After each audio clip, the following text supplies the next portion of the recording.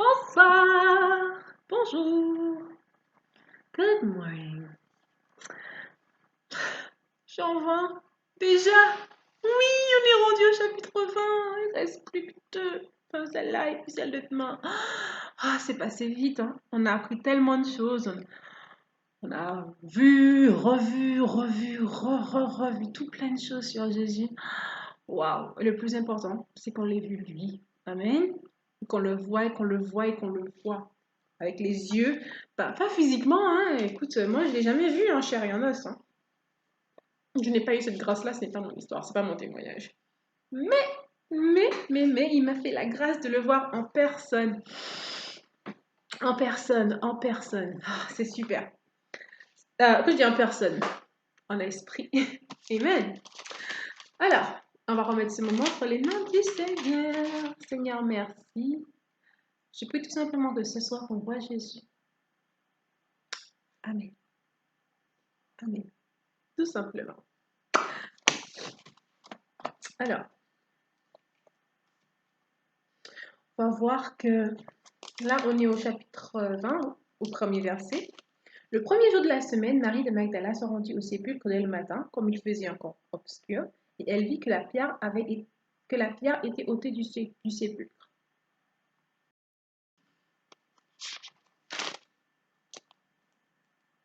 Premier jour de la semaine, on se rend compte, le tombeau est vide.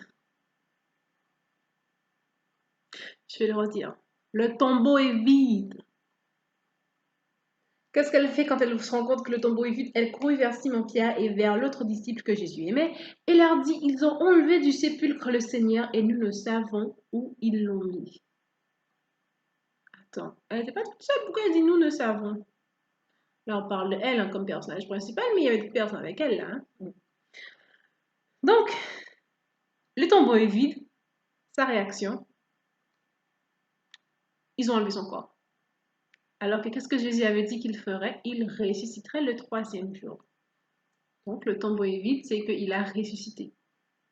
Est-ce que je dois dire ça? Ben oui, parce que je connais la suite de l'histoire. Et parce que vraiment Jésus ne ment pas, donc forcément, le tombeau est vide le 3e jour, c'est qu'il est ressuscité. Il a dit que cela allait se passer. Et les choses se sont passées telles quelles. Ce qu'avait prononcé Jésus sur sa vie, sa mort et sa résurrection, ils ont eu lieu. Quoi, il est fidèle. Quand il dit une chose, elle s'accomplit certainement. Là déjà, on va dire, il marque un point. Oh, Jésus, il marque des points. Ah oui, il marque, oui. Niveau prophète, ouais, il marque des points. Il marque des points. Donc, au verset 2, au verset 2, donc elle va courir vers les autres disciples. Puis là, tu ne trouve pas le corps. Le tombeau est vide. Au verset 5, on voit que les bandes qu'il avait embaumées, et puis ils avaient mis des bandes autour de son corps. Les bandes sont par terre. Verset 7, le linge, par contre, lui, qui était sur sa tête, était plié dans un lieu à part. Petite indication, si vraiment, c'était des hommes qui avaient volé le corps de Jésus, qu'est-ce qui se serait allé embêter déjà à enlever les bandes? Parce que vraiment, si tu enlèves un corps, tu n'as pas enlevé les bandes du corps. Au contraire, tu veux que les bandes, parce que voilà, ça fait quand même 3 jours, tu veux garder les bandes pour pouvoir bien transporter le corps, c'est dans la logique des choses. Et tu veux couvrir la tête, quoi, qu'il n'y a rien de plus bizarre que, vous avez compris ce que je veux dire, on va pas aller là-dedans. Donc, tout semblait dire comme si que le corps n'avait plus besoin des bandages et du tissu, enfin du linceul. Donc ça là, tel que décrit comme ça, on dirait pas que c'est quelqu'un qui a volé le corps. Autre élément de l'enquête. Au verset 14, donc là, maintenant, bien sûr, au verset 12, il y a les anges qui étaient assis. Et elle vit 2 anges vêtus de blanc assis à la place où avait été couché le corps de Jésus, l'un à la tête, l'autre aux pieds. Là, l'indication est claire que c'est quelque chose de miraculeux, de divin. S'il y a des anges, les anges de Dieu sont là, c'est que c'est quelque chose vraiment de divin, c'est pas quelque chose d'anodin. Verset 14, en disant cela, elle se retourna et vit Jésus debout, mais elle ne savait pas que c'était Jésus. Comment elle le voit, mais c'est pas que c'est lui.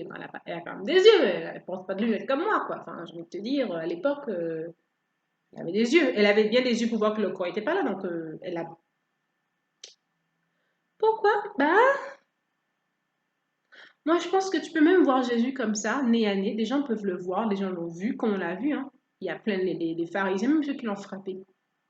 Ceux qui lui ont donné des coups des soufflets, qui lui ont craché dessus. Ces gens-là, ça, ils l'ont vu. Hein. Et pourtant, ils l'ont pas vu. Mais elle, c'est qu'elle l'a vu, elle l'a même pas reconnu. Là aussi, là maintenant, c'est moi qui parle. Tu peux le voir physiquement, mais ne pas le reconnaître. Donc, voir quelqu'un et le reconnaître, c'est une autre chose. Il y a plein de gens qui, à cause de troubles de mémoire, etc., ils peuvent voir quelqu'un et ne pas le reconnaître. Elle, c'est pas qu'elle avait perdu la mémoire, c'est que il se passait quelque chose là quand même. Donc, à savoir, c'est un fait, quelqu'un peut voir Jésus et ne pas le reconnaître. Même ceux qui l'aimaient, parce qu'elle, elle pleurait, elle voulait récupérer son corps. Quand les autres allaient là-bas se cacher, elle était là ouvertement cherchant le corps de Jésus, sans crainte des Juifs. Ça, c'est quelque chose qui est extraordinaire. Donc, à ce point-là, elle l'aimait à ce point-là, et malgré cela, elle ne va pas le reconnaître. Et ce qui est beau, quand est-ce qu'elle va le reconnaître? Quand Jésus lui dit Marie. C'est Jésus qui va initier la chose, qui va dire Marie. Au début, je trouvais ça anodin, mais quand tu dis Marie, si tu connais le prénom de la personne, quand il dit mes brebis entendent ma voix et elles me suivent, on dirait un exemple ici. Et pour moi, c'était synonyme d'intimité. Dans l'intimité qu'on voit Jésus et qu'on le reconnaît. On peut l'avoir vu avant, mais c'est dans l'intimité tu vas te rendre compte que ce qui s'est passé là, en fait, c'était Dieu. En fait, c'était Jésus qui manœuvrait dans ma vie dans ce moment-là. Sur le moment, je ne me rendais pas compte, mais là, c'était vraiment, là, c'est clair, c'est lui. Dans l'intimité. Là, mes brebis entendent ma voix et elles me suivent. Il les connaît par leur nom, il disait. Au verset 17, donc Jésus va se montrer on apprend qu'il se montre à Marie avant même d'aller voir son père. Donc, quelque part, c'est comme s'il voulait les rassurer avant, enfin, qu'ils aient cette bonne nouvelle avant même d'aller voir son père. Donc, le jour même, donc là, au verset 17, et donc il lui dit de ne pas le toucher, parce qu'il va voir le père, au verset 17. Au verset 19, le même jour de sa résurrection, Jésus va se présenter aux disciples. Et la première parole qu'il va leur dire, c'est paix soit avec vous. Pourquoi? Pourquoi c'est paix soit avec vous? Il n'aura pas pu dire, les gars, voilà, je suis ressuscité. Non, c'est paix soit avec vous. Clairement, il est ressuscité parce qu'il est là. Et surtout, on apprend quand même dans ce verset-là, c'est qu'ils étaient tous ensemble. Les portes étaient fermées à clé et ils avaient peur des Juifs. Et il y avait de quoi? Les Juifs ont trouvé le moyen de... Attends. Non seulement de faire arrêter un homme parfaitement innocent, parfaitement juste, mais ils ont trouvé le moyen de le faire crucifier, alors qu'il était parfaitement innocent, parfaitement juste. Eux, à plus forte raison. Eux, à plus forte raison. Non seulement un homme, mais un homme qui a fait des miracles, un homme qui a ouvert les yeux des aveugles, un homme qui a ressuscité d'autres personnes les morts, un homme qui a parlé comme jamais homme n'a parlé. Et les Juifs ont trouvé le moyen de lui faire ça. Alors eux, ils avaient peur. Ils avaient très peur. Ils avaient très peur. Et Jésus, en arrivant, va leur dire, paix soit avec vous. Donc en arrivant, sa première préoccupation, c'est de leur enlever ça, cette peur, cette paix soit avec vous. Ne soyez plus dans la peur, soyez dans la paix. Ça commence par les mêmes lettres, mais ça ne se finit pas pareil, dans la paix. La présence de Jésus, c'est la paix. Et en tout cas, quand tu sais que tu as Jésus, si tu sais que tu as Jésus, sois en paix. Peu importe ce qui se passe. Peu importe. Peu importe. Peu importe.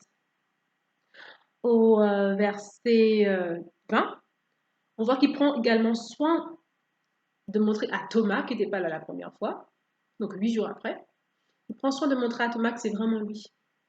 Et d'aider Thomas à croire. Est-ce que je ne me trompe pas? Erreur, erreur. Pas à Thomas, mais à tous les autres la première fois. Donc il prend soin de leur montrer que c'est vraiment lui. Parce que c'est une chose, bah, tu vois quelqu'un qui apparaît, mais Là, comme la femme, elle n'avait pas reconnu la femme au tout début, mais là, elle dit, regardez mes mains, il y a les trous dans mes mains, et il leur montre sa côte. Donc, c'est vraiment moi qui suis là, paix soit avec vous. Verset 21, maintenant qu'ils ont su que c'est bien lui, ils ont bien vu que c'est bien lui, il leur appelle, paix soit avec vous, et il les envoie. Donc, la paix, et je vous envoie. Donc là, maintenant, il va les missionner. Il va souffler sur eux par le Saint-Esprit. Jésus souffle sur les gens pour leur donner le Saint-Esprit. Il leur dit, recevez le Saint-Esprit. Il leur donne également de l'autorité, verset 23, pour le pardon des péchés. Rappelons-nous encore, on a vu dans le livre de Jean que les Juifs disaient, mais qui est-ce qui a le pouvoir de pardonner les péchés si ce n'est Dieu? Elle a quand même un attribut, quelque chose de Dieu, que Dieu seul avait autorité de faire. Maintenant, Jésus va le déléguer aux disciples. Au verset 26, donc là ils sont de nouveau rassemblés une semaine, 8 jours après la résurrection de Jésus, et qui soit venu vers eux, qui s'est montré à eux, leur faisant voir que c'est vraiment moi, et qui leur a soufflé dessus avec le Saint, pour qu'ils puissent recevoir le Saint-Esprit. Une semaine après c'est fait, ils sont encore dans la peur parce qu'ils sont ensemble et les portes sont fermées. Et Jésus va venir, il va encore dire paix. Donc c'est la troisième fois que Jésus va leur dire paix. Il veut qu'on ait la paix. Pourquoi? Parce qu'il est ressuscité. Cela doit nous emmener de la paix. Donc là, il va au verset 27 aider Thomas à croire. C'est là que je m'étais trompée tout à l'heure là. J'ai dit verset 20, mais non, là, c'est vraiment cette fois-là, parce que Thomas, il n'était pas là la première fois. Qu'est-ce qu'il faisait même? Je ne sais pas. Je ne sais pas. Mais en tout cas, la deuxième fois, 8 jours après, il était là avec eux. Et Jésus va se montrer et va aider à Thomas à croire. Et il va dire à Thomas, heureux ceux qui n'ont pas vu avec la chair et le sang, mais qui ont cru. Nous autres, j'ai pas vu Jésus en chair et en os, mais j'ai cru. Heureux qu'il dit, heureux.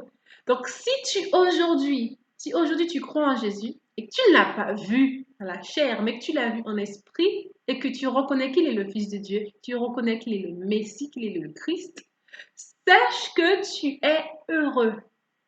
Heureux. Tu as le droit d'être heureux. Tu as le droit. Tu as le droit. Et je vais vous lire le verset 30 et 31.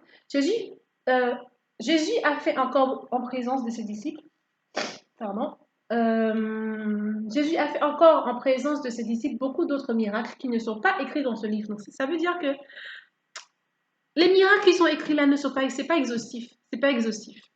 Mais les quelques-uns qu'ils ont choisis parmi tous ceux qu'ils ont, tous les miracles qu'il a fait, verset 31 il dit, mais ces choses ont été écrites afin que vous croyiez que Jésus est le Christ, le Fils de Dieu, et qu'en croyant vous avez la vie en son nom.